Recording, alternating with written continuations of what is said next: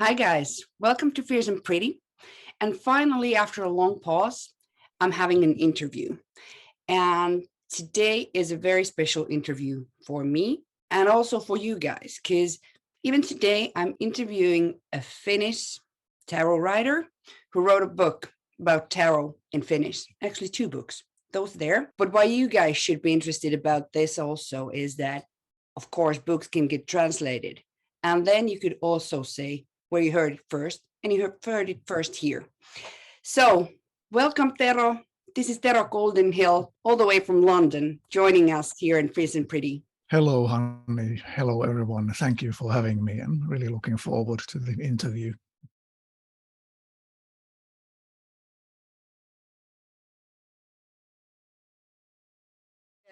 So, first of all, what is a Finnish guy doing in London and doing tarot there? Good question.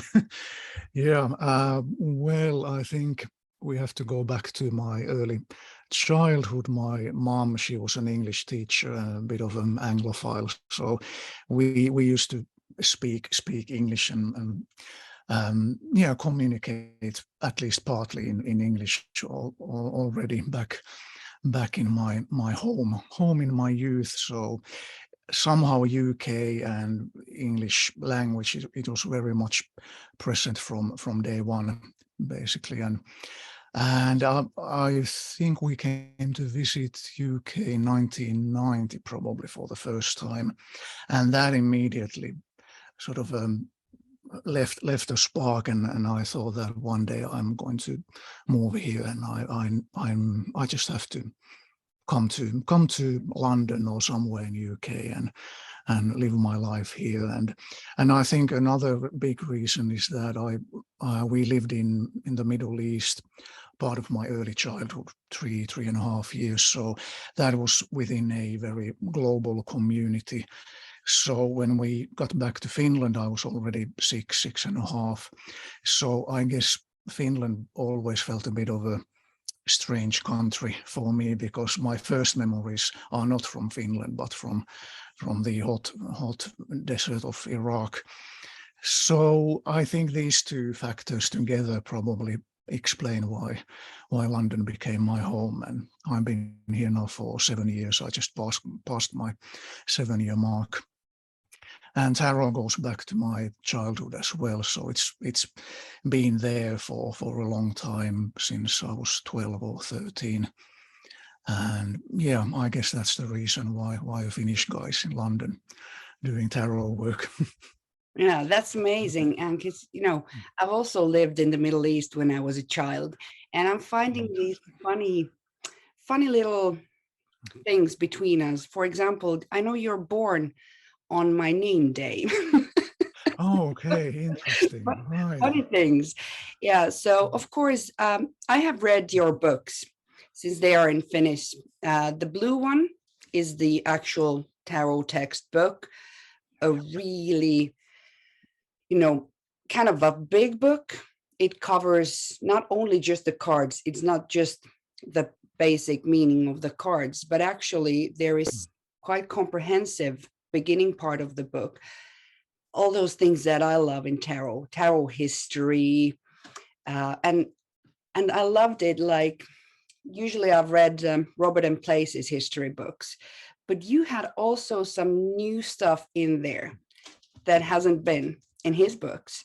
So that's what I loved. But you include Kabbalah, astrology, a lot of these things also that are linked to tarot, even though it's not a comprehensive astrology book as it shouldn't be, but they are there, and I love it. But can I ask you, before we start to dig in deeper to your tarot stuff, that why did you choose to write your tarot book first in Finnish, which is a teeny tiny language with 5 million people who can read it, and of those 5 million people who are interested in tarot is even a smaller portion? Well, I guess the origin of the book goes back to late 90s or early 2000. And by then I'd been studying and doing readings and reading about tarot and talking about tarot if I say on a daily basis, at least almost on a daily basis, probably on a daily basis for the past 10 years by that time. So I felt I had somehow I don't know, formulated my sort of own thoughts about tarot, and maybe how to simplify certain things about tarot. And I think I began teaching or doing workshops, courses around 97. So I'd already been teaching for a bit before I started to write the book. And it was mainly, I guess, first of all for myself to somehow formulate my own thoughts and ideas and somehow the key points of tarot. And then tarot history, as you know, we all of us pretty much know that it's an constantly evolving history. More and more things are being discovered, if not on a daily basis, at least on a monthly or yearly basis. Because more and more people are interested in tarot history, and there's individuals digging through archives and finding all sorts of documents and translating them. So it's a constantly changing and growing, evolving art, but already back then in 2000 we already knew quite a bit about the history of tarot and how it basically went or ended up, this journey with the book. I think I had maybe 5 or 6 different versions of the book, and each version approached the same subject matter, tarot, from slightly different point of view. And there was always something which I found didn't work and something was working. And I thought, well, I'll write another book. And none of the drafts ever became completed. They were always sort of half done, 3/4 done or something. And I thought, well, this is clearly going through its own transformation, and maybe one day it will become ready, or then not. So I wasn't searching for any publisher, and I thought I'll probably have to self-publish it at some point. And then maybe 5 years ago, 6 years ago, around the time when I moved to London, I thought I'll just give up and let go of it, and none of the drafts became ready or finished. And then I think when was it, two years ago, a Finnish publisher approached me and asked me if I'd be interested in writing a tarot book. So then I thought, okay, well, maybe now's the right time. And what I did was I ended up using these various drafts, maybe five of them, and taking the best bits out of each draft and compiling them into a sort of a new book, basically. And then I ended up, of course, checking the information, especially about the history side, and updating it, and also the card meanings. I was using the DVD project, which I did together with Jyrki Pitkä 10 years ago. So I used the card meanings from that, and it sort of became a completely new creature. And I couldn't be more happy, because since I found tarot, and I started, because I dig deep straight away, like my Scorpio style. I just needed to know everything and read everything and get to know the history and all. But the books in our native language are really few still, even though, at this millennia, there aren't many. They aren't really comprehensive. So actually, on my journey, your book is the first that I can really read in my own language that I find interesting, which I find that I'll learn stuff about. And it's funny because my tarot language has always been English. Same. So even if I have to say the card names in Finnish sometimes, I sometimes struggle and I just blurb them out in English, because that's my tarot language. And it's really interesting to read a Finnish tarot book for a change. Yeah, and that's what my students, when I was teaching in Finland, they were saying that, come on, when are you going to publish that book of yours? And I was saying that, which version, which draft? And sort of, because yes, it's the sort of a book which I wish I had when I started my tarot journey, because it just didn't exist in Finland. And as you said, most of the other tarot books, guidebooks in Finnish language are fairly concise or short, or they go into the very, very basic card meanings. But I thought it's time to come on 2022 or 2021, when that came out in December. It's surely it's time to have something in Finnish language which would give at least the main bits, the important bits, and then who becomes a reader who becomes more interested in the history of tarot can then go through the bibliography section and discover more books about the history, or someone who becomes interested in tarot and astrology, how those can be merged together. Okay, there's some books about that, and so I hope it does that, giving sort of new ideas and new tools to people, and all sorts of different ways how you can use. It's actually the book that I wish that I had when I started, because I found out tarot quite late in my life. I was way past 30 already, so of course my brain is different than a 13-year-old's, and I needed more. But then just I didn't have that book. But I'm so happy that now people can really have something in our own language, because then you get to develop a deeper understanding, even though Finnish people have reasonably good English overall, but still you get the nuance better. But I think my viewers, since those poor guys can't read the book yet, most of them, maybe in future, and me and Tero will be back on the day if we get an English translation one day. So we'll continue. Hopefully. Yeah, let's hope for that. That's the next project, to get book number 1, which is the magnum opus, to get that translated in English. So yeah, so it's in the process at the moment, and let's see what happens, but hopefully in the not too distant future. Because I think that that book can still, even though the market is more filled with good books in English, Definitely. but it still has a place in there. It's really, really nice. Yeah, I trust in that, and I'm waiting for that day.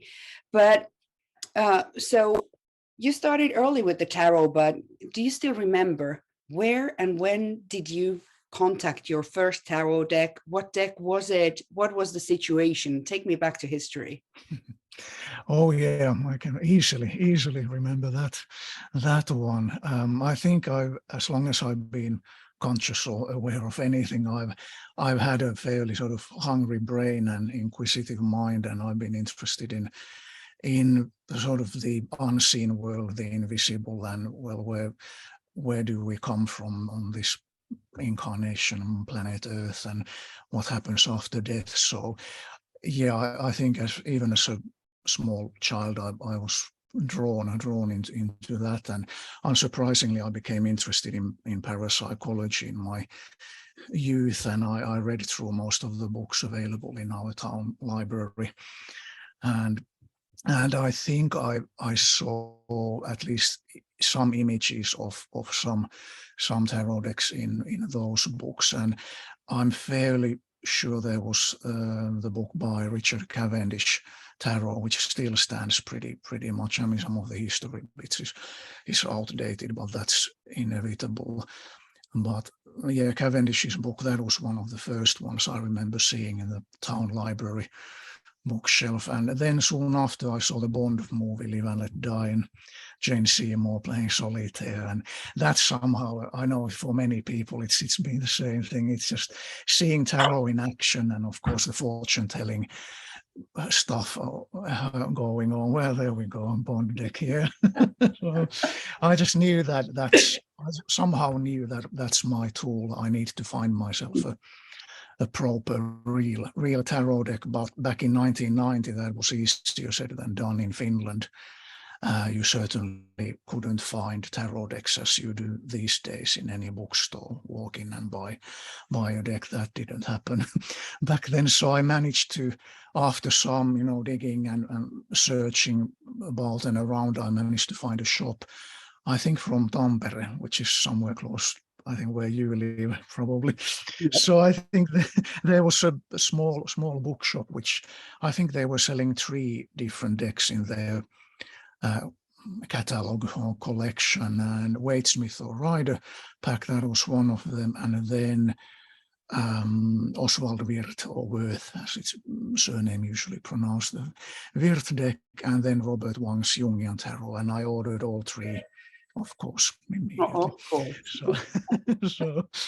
So, but I do remember the Waitsmith. I think they arrived one by one. I might have ended up ordering just the Waitsmith deck to begin with, because I recognized that from the Bond film. It's also shown there occasionally. So, that was a really defining moment.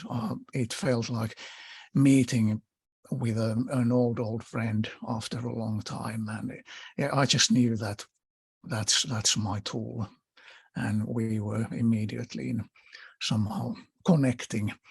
And then a bit later I ordered the Oswald Wirth or Worth deck, and then the Jungian Tarot, and that was the beginning, and haven't looked back. Actually, I just now remember we used to have this massive old computer, which was of course brand new at the time, late 80s, black green screen and really poor graphics. And sorry about that, I don't know if you hear the doorbell. It's always ringing when I'm doing an interview, so nothing new under the sun. So, That's right. Anyway, I remember after the Bond film, I actually draw my own tarot cards, maybe 10 of them, or 8 or 9 or something, using the some really poor graphic program, and just sort of arrow pointing or something, whatever, and I printed them out and I cut them from the paper. And I mean, they were not even cards, just pieces of paper with my own poorly drawn graphic cards, and I wish I had kept them. I must have thrown them out at some point. And I remember I took them to school. I was probably 13 or 14 at the time, and we had a fairly sort of deeply religious maths teacher, and she confiscated the cards because she apparently thought there was something anti whatever in them. And and then I nearly got bought out from the what's the Rippileri in English? Confirmation. Confirmation camp, when you're 15 at church. You have to do it, stay a week somewhere outside in the nature with people, and you read Bible, and after that you go to church and you get your first I don't even know what's it in English. We are not the correct people talking about. But I brought my Waitsmith deck to the camp, and awesome. The priest nearly kicked me out from. Oh, that's too rebel. So what about your parents or friends? Did they think you were a creep when you were a little guy with your tarot? I guess some probably did. I mean, the town where I grew up and come from, it's a fairly sort of, well, from Finland point of view, I guess mid-scale. It's not a big town, neither one of the smallest ones, but fairly small in any case. And there are quite a lot of religious communities still for some reason in my hometown. So I'm sure some people were probably dead against it. And I remember before you know better, you try to educate people and sort of, there's nothing satanical about terror or any dark forces, but you can't ram anything down people's throat, and I have no wish to do it anyway. So people think and believe how they do, but it's a bit of a shame how tarot even today gets a bit of bad press, although much less than before. Yeah, but it's still crazy, like this day and age, that it has this weird reputation. But when you got those first decks of yours, did you also acquire books, and did you want to learn like the core meanings of the cards immediately, or did you first read like this more intuitive way of expressing what you see in the pictures? How did you start your readings? Well, as I'm sure it happened for most most of us back in the day, you had the LWB, the little white booklet, which arrived with the pack, and that was my manual, my only manual which I had. And I think a few years after, I probably found 1 or 2 books in Finnish, surprisingly. I thought that there probably isn't anything in Finnish, but there already was 1 or 2 books around the time. So I bought those, and then I began finding English tarot literature. So slowly it began sort of opening up, and I began finding out more and learning more. But it was just sort of trial and error, and doing readings for myself and for friends and family members. And Yeah. So what about when did you have the first experience that, whoa, these cards actually work? Did you have that moment where you kind of, realized that there was something more to it than just pictures on paper?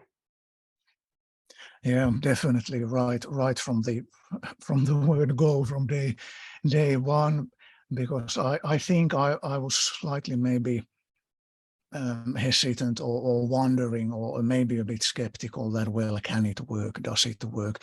Obviously, in the Bond movie, Solitaire is very, very psychic, so maybe she could have done that even without the cards. Who knows? But I thought, well, I'm not a psychic person at all, and so let's see what happens and how it goes. And back then, I thought that tarot cards equal fortune telling. I thought that's the only thing you do with tarot, that tarot means the same thing as fortune telling. So of course I began doing fortune telling for friends, and to my amazement, most of the readings did turn out to be accurate. And it was sort of classical, old school, really, really black and white reading. 6 of Swords, you will go undertake a journey by water, and 5 of Coins, it will be a bad trip or something, or 3 of Wands, you will make a bit of money with this whatever plan you have about selling something, or who knows. So really, really myopic black and white readings. But yeah, to my surprise, they usually did end up becoming true and accurate readings. And that gives Yeah. motivation to continue. And I guess everybody who starts with tarot kind of somehow starts with the more fortune telling type of way. Probably, at least back then. Maybe, I don't know if it's still true in today's world, because you have already so many different manuals and guidebooks, and online you can find so much stuff about tarot. So maybe, hopefully, more to the people today who discover tarot for the first time, maybe they'll be better informed that, oh, I actually don't have to do fortune telling if I'm not interested in fortune telling. So, but then There's after always a a few, little temptation. yeah, but then after maybe 5 years, or I don't know, probably after first 4 years, I was really fed up actually with fortune telling, and I thought that if this is all there is to tarot, then I don't want to continue, because I got to see both the good and the bad sides about fortune telling, and you can certainly do a lot of damage with fortune telling. And I began to think about the idea of free will, predestination, fate, luck, all sorts of big questions, and sort of what kind of a reader do I want to be, and what sort of readings do I want to offer to people, which are really good questions, and I hope many people will think about those in terms of their own tarot practice. And what do you think nowadays with these current resources that people have? What is the best way to learn tarot? Or is it just different for everybody? Or do you think there's some sort of, because you also teach tarot, so you must think about how people learn tarot. I think, well, what I always say to my students is the first thing is to find a deck that you really connect with. because I don't think there's much point in trying to force yourself to use a pack images that you don't like. So just because someone says that, oh, this is the right deck or pack, no, I don't think that's the best way to go about it. So to find a pack that you resonate and you connect with. And then I don't think it hurts to find out a little bit about what others have maybe written or said about tarot. So at least to get some kind of a foundation of, well, what is this creature? What is this being called tarot, and where does it come from, and what do we know about it, and different schools of thought. You don't have to dig deep unless you want to. You can just sort of scratch the surface, but somehow get a bit of an overview about what tarot is and how it can be used. And then start using them. I don't think there's any shortcut in from that point of view. You just have to start using them in whichever way you want to use them. And sometimes students ask me that, well, do I have to do readings? I'm like, no, of course not. No one has to do readings unless they want to do readings. But just looking at the images, that's one great way. And that's what's really interesting also for me, because this is your tarot workbook is my first workbook, funnily enough.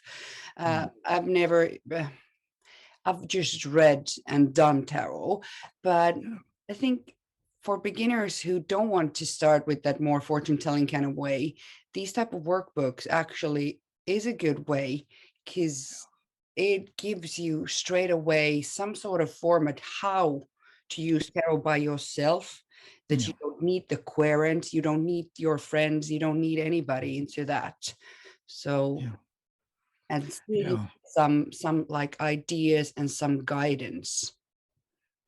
Yeah, I think it's sort of surprising that how few tarot workbooks there are. I mean, I think within the recent years there's been some published, but it's still not a big part of the entire tarot literature. But I wouldn't be surprised if that's the direction where things are going and heading towards, hopefully. I think the tarot workbooks are really they have their own use for sure, and people who I would imagine find them very helpful in terms of their own tarot work. And based on Instagram and social media, Facebook and Twitter, it seems that more and more people are really interested in how to use tarot for themselves, for their own personal growth, problem solving, spiritual growth, whatever it is, shadow work, you name it. So I think tarot it's already, since the pandemic especially, but I think tarot is just on an upward course, definitely. It is. And I'm finding it actually really interesting to try your tarot workbook now that I have several years of my own tarot journey behind me already. And it's also, so it's not only a beginner's book, to my opinion. I'm getting different ideas out of it, but also every one of us gets into a rut every now and then with whatever that we are studying, astrology, magic, whatever. So those kind of things help. Yeah, it's absolutely true. I've hear you loud and clear. I think that's just how human mind works, that when we become first probably maybe obsessed with something, and oh, I love this topic and I want to find out all there is, and then at some point maybe we all find ourselves in sort of a, well, this is now how I think and believe, and sort of finding your way into it, and then all too easily maybe it becomes one track. And that's why it's so refreshing to read what other people think about. And tarot literature, that's the beauty of it. You get all sorts of, every person has their own unique views and viewpoint on tarot or whatever subject matter it is, that enriches your own experience. So how long it took for you to feel confident in your tarot reader skills so that you could feel confident in front of a querent? Well, considering I got my first real pack, not the self-made, funny cause, but the actual pack in 1990, and I didn't go officially pro until 2007.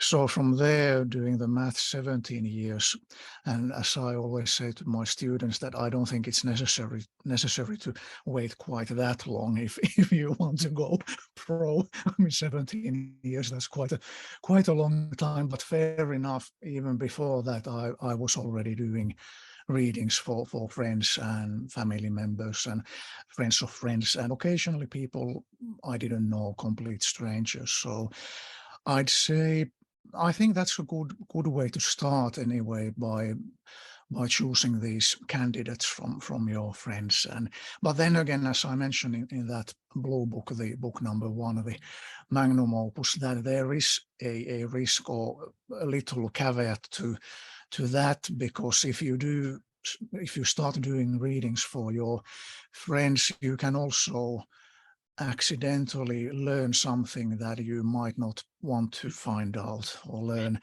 And with consciousness, it's always forward. We can't erase it. We can't go back. So it's a caveat to keep in mind, that how much do I actually want to know about people? Because as a reader, you do get to know a lot of things that I think from that point of view, it makes more sense. Or at least from my point of view, it's sort of a safer choice, or better choice, to be reading to people that you don't know, people who are not your friends but clients, because then you're not maybe emotionally connected from that point of view. They are not your close friends or best friends. They're your clients, and professional boundaries and all sorts of ethical questions come into play with that. But also just the fact that, and of course, when you read to your friends, you want to help them and you want the best for them, and it's so much more difficult to remain impartial Yeah. and objective when you read to someone you know. Yeah, I'm still at the part of my tarot journey, since it's still only a few years, and I'm finding it easier at this point to read to, strangers or people that I know just only on a superficial level, because then Yeah. I rely even more on my intuition, and I'm not, being biased in any way. So Yeah. that Mm. helps, at least in the beginning parts, not to know the people too well. But of course, there's also that that you might hear Yeah. something that you don't want to know. And sometimes students ask me that, do because I'm now doing this tarot course or workshop, and I'm really into tarot and interested in tarot, does it mean that I need to do readings for other people, or can I do readings just for myself? And I always say that, of course, it's entirely up to you, up to all of us. Do we want to do readings for anyone else? Do we even want to do readings for ourselves? Not necessarily. So going back to what we were saying before, that it's absolutely fine to find your own way into tarot and use it in the way that it best serves you. Yeah. How about your reading style nowadays? How would you describe your reading style on a basic customer reading? Mm. Well, I call myself a Jungian tarot guide, so that's obviously my self-made, self-created title. You can't study anywhere to become a Jungian tarot guide, but I wanted to create a professional title for myself, which would maybe tell something, at least to someone who knows about Jung. So, so that's my way to differentiate myself from a tarot reader, which might conjure up different sorts of mental images compared to what I actually do with tarot. So I don't do predictive work, I don't do predictions or divination, but it's more to do with archetypes, Jung's theory on archetypes, and how we can maybe hopefully more constructively, meaning more consciously, use these various archetypal forces or energies in our lives, to first of all to become aware of them, and then see how they have been affecting ourselves and our lives, and then to find out, well, what can we do about the archetypal forces. So it's not exactly sort of traditional tarot reading, but then again, I'm not sure if there is actually such a thing as a typical tarot reading or tarot reader. I think we all, even the ones who do readings, always find their own way and approach to it. So Yeah. It's got to be like that. Then how about ritualizing your tarot work? Because, some people have their own different type of rituals when they do read for themselves or before they read to clients, querents. Some people use incense, whatever, special, Mhm. cloths on the table, but do you have any of those? crystals, whatever. Yeah. I do occasionally have my wee little rituals. Yeah, I do use them in a conscious way, which is how I see the benefit of ritual work anyway. That it needs to be a tool for yourself to help yourself maybe find a certain frame of mind or certain type of consciousness that you want to be in. A ritual is a tool to helping you achieve that, or whatever the use happens to be for you, and what you want to do with it. But I do have some sort of rituals. I sometimes do the sort of pack or deck calibration, meaning that I go through the entire pack and organize them according to the four suits and the major arcana, sort of back to factory settings, as I like to call it. And that's also a good way to find out if you still have the full deck, if you've got all the cards in place, because sometimes certain cards might want to go wandering about, and you might find one under the table or something. So so the calibration, that's one, I think, of probably a fairly basic ritual. I'm not sure if everyone would even call it a ritual. Yeah, but I used to love that when I was learning tarot. I still love it and still do sometimes. And I'm finding it a really nice way to learn your deck also. When you shuffle it, you get some shuffling practice, and then you put the images in the orders. And when you do that, when you watch like TV, you can do it or then you can just do that as a meditation type of work. Definitely. I think it's a beautiful ritual. And also what I find is a ritual of sorts is when you perform the borderectomy, removing the borders from the images, and that is incredibly meditative work, and it becomes sort of, I find it's almost cathartic process in a way, freeing the images from the framework. I love that too. I've done it to one of my Thoth decks, and I also love edging decks. So with a pencil or a marker, that's a really meditative process also. So those are also good ways to connect with the deck and nice rituals. But what's your favorite tarot deck today? Dangerous question. Other decks might get jealous. Just whisper it. Well, definitely, let's say my holy trinity or quaternity, maybe in this case, is Waite-Smith or Rider Pack. That's my go-to. That's my workhorse deck. I've been using for quite a few years the borderless edition, which means that I didn't have to do the borderectomy. I think some artist has been expanding the widening the existing images a bit, but I really love how that pack works, because you can then create almost like a bigger painting by combining a number of cards together, and you can see what happens with the landscape in the background of the individual images combining together. And that also works with Thought deck really well, the Crowley-Harris deck, because of the synthetic projective geometry which Frida Harris was using when creating. So you can really create wonderful sort of semi-abstract paintings, Art Deco paintings using the thought deck. What was the question? Oh yeah, favorite packs. So Wade Smith, Avoid the question. Wade Smith pack. That's always there with me when I do client work or reading for myself. Usually one type of Marseille Tarot, the Marseille deck, which is based on the woodcut medieval woodblock images. I've got maybe I don't know, 8, 9, 10 different Marseille packs. Then Visconti Sforza deck, the old medieval Oh, you read big with one. Visconti Sforza? Hmm? Do you really read with the Visconti Sforza?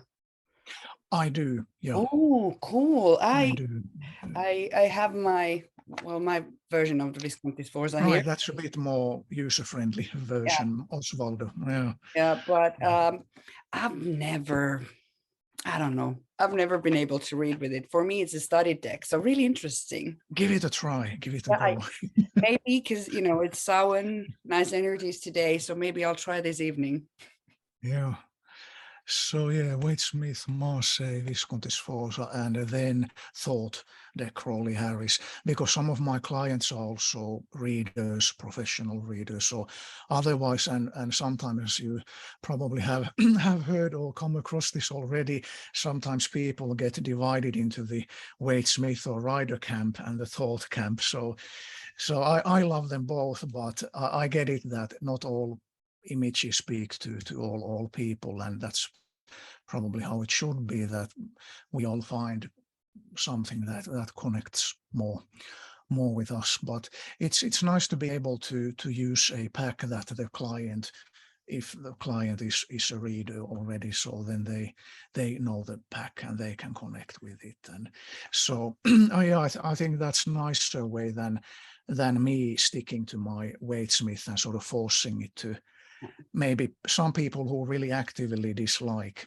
the Wade Smith images. So, but clearly you are a classics user. Clearly the classic deck. classics guy. I think so. Yeah, Yeah. old school classics, but that's good. I love them too.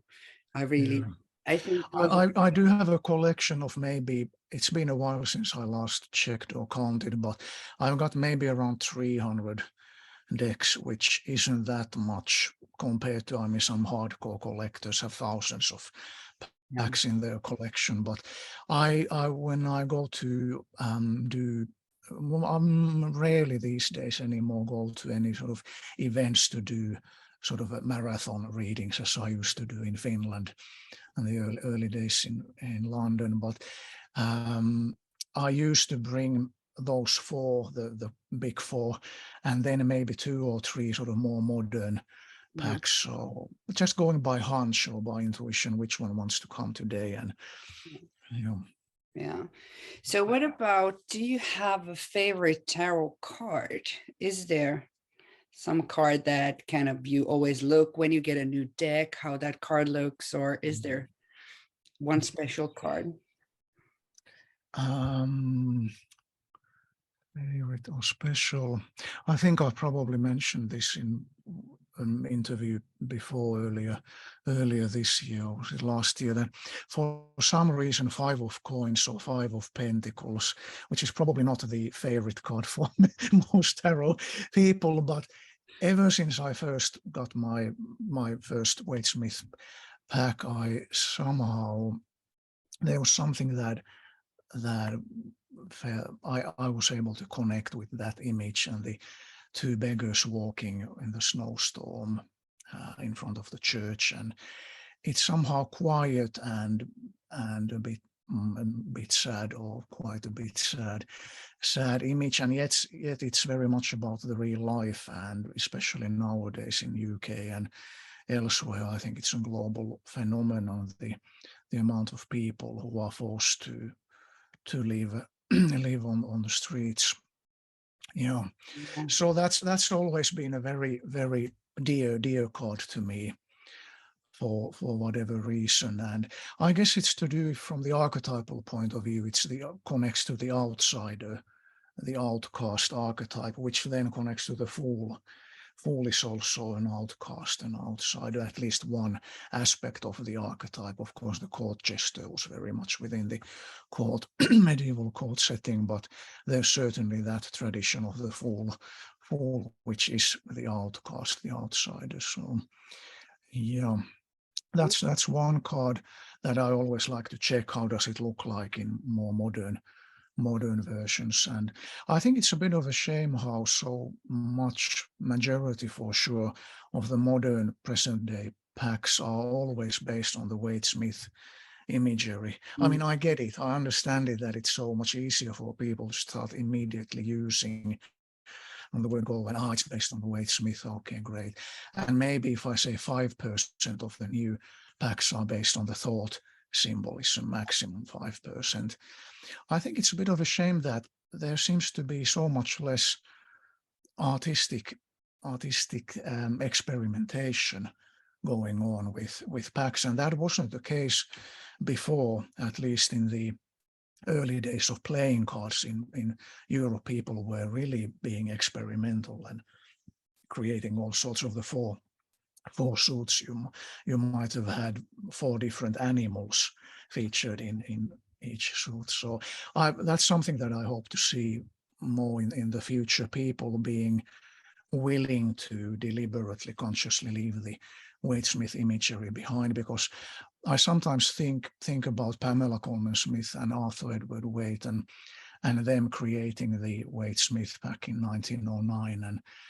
And I'm not sure if Pamela would be completely happy about how her imagery became the standard model for basically 9 times out of 10. Maybe she would be happy, difficult to say, but considering her rebellious spirit, I'd think that she might hope to see a bit more variety in the images.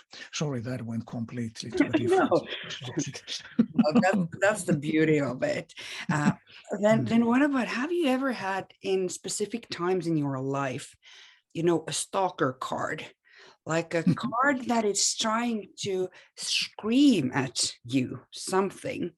And have you been able to kind of use tarot in those situations with those stalker cards to really understand the message and evolve in some way? I certainly have had lots of stalkers over the years, both major arcana cards, minor arcana number cards, even court cards. I think most tarot people do find this happening from time to time, and those can be really tricky moments. It might take a while to figure it out, to realize, understand what is the actual message. And of course you can design a spread around. What I quite often did and still do is I take that stalker card in the middle, and then I take maybe 4 or 6 cards around it, sort of surround that stalker card with other cards and see, well, what sort of a story, what's the storyline, what's the message maybe trying to come through. And with a number card, minor arcana number card, you can also think about the corresponding major arcana card, the number theme, or any other correspondences, which is the beauty of the probably hundreds or dozen at least various correspondences or the system that you can use one card. And if you want to use the numerology or astrology or I Ching or whatever, and each and every deck has usually its own philosophy or system, what it's based on. But quite often in my experience, and based on conversations with colleagues and friends and students, it seems to be really tricky to really pinpoint, to be able to precisely pinpoint, why is this stalker coming up time and again. And every single time, no matter if you do a smaller spread or bigger spread, it's there somewhere. So that can be really, really tricky. And I remember one time, I think it might have been early 2000s in Finland, it was justice which came up in all client readings. It was there, all the readings I was doing myself every single time, justice. All right, okay, yeah, justice, I hear you loud and clear. But what is the message? And finally, it went so bad that my unconscious had to force a dream about justice. And there was the card in the dream, which was covered blood red, the entire justice card. And I thought, well, that's pretty powerful. Yeah, but it wasn't only after maybe 2 months or 3 months, sort of retrospectively looking back, that I was able to sort of connect certain points and dots together, see the meaning. But once you're in it, it's difficult to Yeah, see it it's, sort of it's clearly. always easier in hindsight. Yeah, Yeah. definitely. Yeah. But on top of tarot, you have other big passions in your life, like the Tai Chi. And how have can you talk a little bit about these other passions in your life, and have they affected you as a tarot reader, as a person who uses tarot in many ways? Sure, yeah, definitely Tai Chi and Qigong, the Chinese hijinks, as I fondly call them. So that's what other big passion, and I started learning Tai Chi at a fairly not a young age. Definitely, I was already in my 30s when I started learning Tai Chi in Finland. And originally, I thought, well, I'm not interested in Qigong. I just want to, sort of black and white, just Tai Chi. And then at some point, I began to see that, oh, actually, well, Qigong, it's sort of it helps so much your Tai Chi practice if you also learn Qigong. And so now it's very much linked, connected together, and it's a way of helping your physical body to move better, and how you relate to the physical world around you. But on a deeper level, it's also a way of connecting to various bits within yourself. So in terms of from the Jungian point of view and archetypes and unconscious, it's a very fine tool to use. There's so many levels and sides to Tai Chi that people usually maybe are not aware of. If you see a group of people in white uniforms swaying in the wind, and you think that, oh, it's just sort of a bit of peace and harmony, but there's so much more to Tai Chi, that just like with tarot, you can find all these different angles into tarot. So they definitely do feed into one another, each other. And I think in a way it's sort of the same maybe goal or aim for both tools. It's to learn yourself more, learning about yourself more, and becoming the person maybe you are deep down, and trying to get rid of these various filters, or what been sort of poured on us through education or Yeah. family background or thought patterns, emotional patterns, behavior patterns, everything. It's sort of stripping down, getting rid of those. That's how I see the benefit of tarot work and Tai Chi.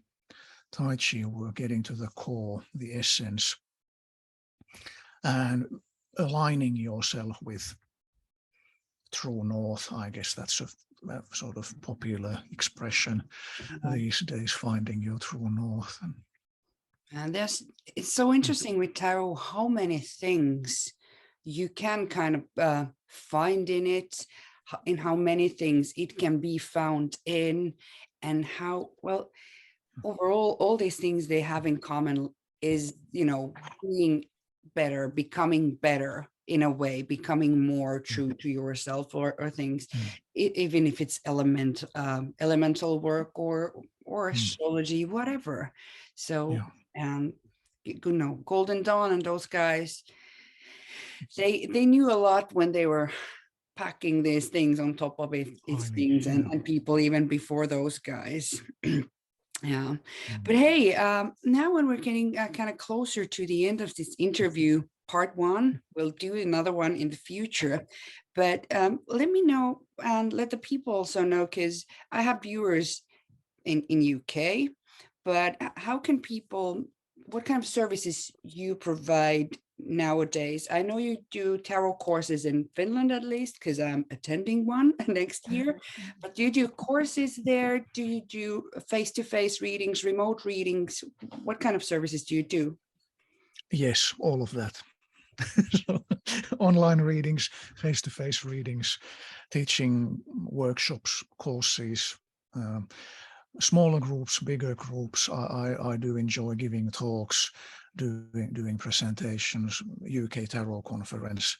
If you're in the US, please come to UK Tarot Conference. Kim Arnold, Martin Arnold, fantastic people and great talks and workshops. And yes, and in Finland, I try to do something there as well.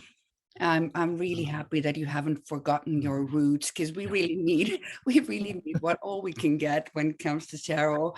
But do you have one website where this all is connected, or do you have several Yes, platforms? I do have one single website which is under my name, terogoldenhill.com. I think it is, probably should I'll be. link it down below anyway. Thanks. Because before I used to have one for tarot, one for Tai Chi and Qigong and Mudra Yoga. That's another sort of discipline which I teach, and then music is one another third one. So then, when was it, earlier this year, I decided to bring them all under the same website. So I'm really happy that it's all there. Yeah. I think it makes it easier nowadays when you can find there's just one place, even though you have many things to offer and many talents, then it can be found there. And I think, do you know if the COVID times, did it change your practice in a way for more of these remote readings, or did you do those already before? Not really, no. I was sort of against doing remote online readings, because somehow I thought that it's not the same thing. And fair enough, it's not the same thing as a face-to-face live reading. But some of my friends who were also clients, they were sort of pestering me on, come on, I can't come to UK and you can't come here, and let's do an online and it'll work, don't worry. And so I was sort of willing to to say yes, and to my surprise, they did work really well, just as well compared to face-to-face reading. So since the pandemic, I've been going into that direction, as has been the case, I'm sure, with most other readers. So it's a curious, fascinating, wonderful tool to use tarot and images, how images work. You don't have to be sitting in the same room for an image to work. So Yeah. that was a learning curve for me to adopt a new way of thinking and mindset. Yeah, I think, and then we are forced to learn things like this. But I can see before this time how that could kind of feel like a little, not sure about that.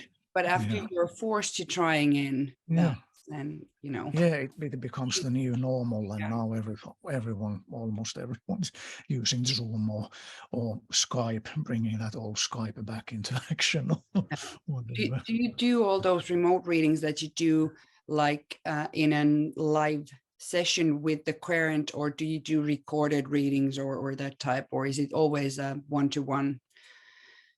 It's one-to-one. I don't do any recorded readings from that point of view, that the client wouldn't be present. Yeah. So no, I don't do those type of readings. I think I might have tried it at some point in the late 90s, sort of email reading, or it might have even been a handwritten letter, which is sort of a novelty thing these days, to write a handwritten letter. Weird to think about it, but yeah.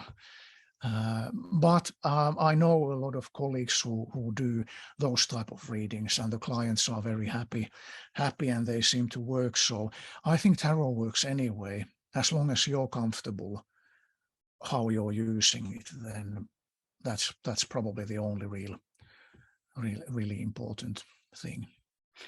For me, I've done few of those readings because I've done these free readings to people, do online just for as a practice. And the most Sure. nervous part for me is that I'm doing the reading and I'm getting like a clear feeling about the reading, but then I have to wait until the querent somewhere like in US with the time difference has the time to watch the video and get the feedback. And I'm feeling like I can't, you don't get the instant feedback. And that's really interesting. But it's Yeah. it's a very different technique, but Yeah. it's And also because of my framework, how I use tarot, it wouldn't work that way for me, because it needs both me and the other person. My readings, it's not really my reading, it's the client's reading. It's very much influenced and directed by the questions and the comments and the whole conversation. I see it very much as a triangle. It's tarot is one part, and then me and the client. So it's a holy trinity of sorts from that point of view. yeah. And that is, of course, in that way you express that Jungian, and it's more, but then again, different type Yeah, of tarot readings exactly. work in a different way. Yes. Hey, thank you, Tero, so much for giving me your time. And I'm so excited. And as a Finn, I'm always super proud when I get to present something Finnish on my channel and share it to the world. And we're really hoping that Tero's books get translated one day so you can read those. It's definitely worth reading. And at least us here in Finland, we finally get something good. and Oh, that's amazing. That's just bless you. Thank you. but it's showing that tarot is getting bigger and it is growing. And, Yes. and I think And speaking of that, for Finnish people, I can reveal that there are some pretty interesting things to look forward to in the near future. There are more tarot books coming out in Finland. So I can't say anything more, but that's a fact. Yeah, not from me, but from other readers and teachers who are really know what they're talking about, and yeah, so that's great. that's amazing. That always makes me happy in this tiny country of ours. But thank you, Tero. I wish you an amazing Samhain or Halloween evening, however you should call it there in Finland, Kekri, whatever. But let's schedule another interview some Sure. other time, at least when the books are translated, because they will be. That would be great. Thank you, Hanni, for having me. It was really a pleasure to talk about, and thank you everyone who's watching this, and yeah, all the best for everyone's tarot work, and use it. Don't be afraid of the cards, and find a pack that you connect with and start digging. Yeah. And if you're interested on getting reading from Tero, or just, check out the courses, what he has to offer in UK, check the links down below. And until next time, bye guys. Bye-bye.